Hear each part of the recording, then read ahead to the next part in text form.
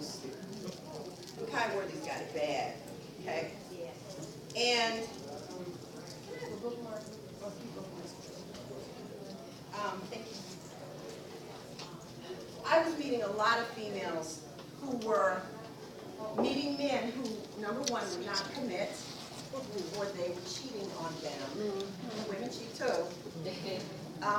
And also men who were just players, they were unwilling to commit. They were meeting 40 and 50-year-old men with no children who never been married. And some of them were very good men, very well established. They just did not want to settle down. And I wondered what that was about. Not about the 50-year-old woman who's never been married, because everybody thinks every woman wants to get married, but most single women, a lot of single women don't. They're not trying to stand up. But I wanted to know what would be in the mind of a player who has different women, who does not want to settle down with one woman. It takes more strength as a man to love one woman than to fool around with 10. So I wanted to know what would be in the heart of that person. And I met a guy whose father had 67 kids. Most of them he did not know. 67 kids. And for real, the guys in Beverly Hills, he met a girl that was his half-sister. Yeah. This really, really happened. He did not even know who his brothers and sisters were. Papa was a Rolling Stone, a stone player. When I met Papa, Papa was like, next time you coming down, so, and then I had an ex-boyfriend years ago whose father took him to a brothel when he was a teenager. And he introduced him to sex for the first time when he was a teenager. And I thought, what is that about? Why would that happen? And I said, I'm going to be brave enough to go there. And that's what you have to do as a writer. It's, you know, what people think is none of the business in your stories. Because if we did everything we wrote about, we would be dead, first of all. You got to have a bit of imagination. But usually it's about something we hear or see on TV or whatever. But after I met these two men, I was like, I have to delve into the mind of a player. Why? I've met enough of them myself. So I wrote about Dr. Makai Worthy. He's a cardiac surgeon. His father told him there are 3 things he should never do. We're all grown here. Y'all want to hear it? Yep. There are 3 things you should never do. Never say I love you if you don't. Never be in bed with more than one other person. And never have anal sex. I thought people go. But that was his father's rules for him. That's the best his father could do was give him those rules. Nothing else. One day his father came home, Makai was 15 years old, and he was in the room with his little sister, and he was playing cards with his little sister. And the next day, the father just takes him out on a long drive and takes him to this woman's house. And it's a woman his father's age, and Makai Worthy is 15. He taught him how to make love to how to have sex with this woman. That's abuse. It's abusive, period.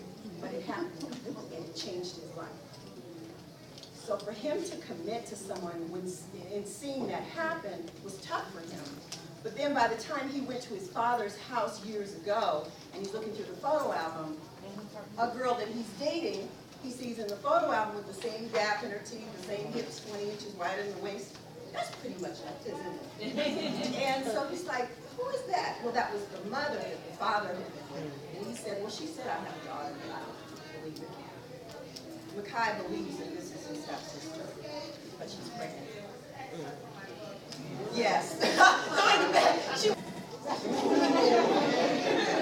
And so trying to wrap your brain around that is tough. I understand it. It has happened. We kind of get to the bottom of it all in You've Got It Bad. And this is why this is such a tough story of forgiveness. Dr. Makai Worthy works at Cedars-Sinai Hospital. He's a top surgeon, but he also dates one of the doctors there. He has a few girlfriends. He's trying to settle down. At the end of Dr. Feelgood, he had one girlfriend, but as this opens up, they've broken up.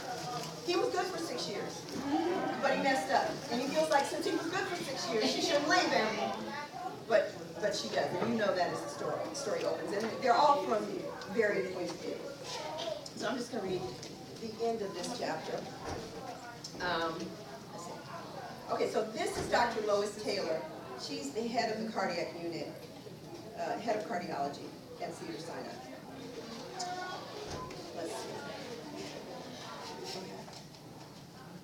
ends real quick. So she's summarizing her relationship with Mackay. Mackay's biggest downside, he's a womanizer. He pursues women lecherously. It seems like he can't say no. If you can accept that as a woman, you'll be fine. Otherwise, you'll get your panties in a bunch and your heart broken. Actually, his inability to say no to women almost cost him his job years ago when he was falsely accused of rape.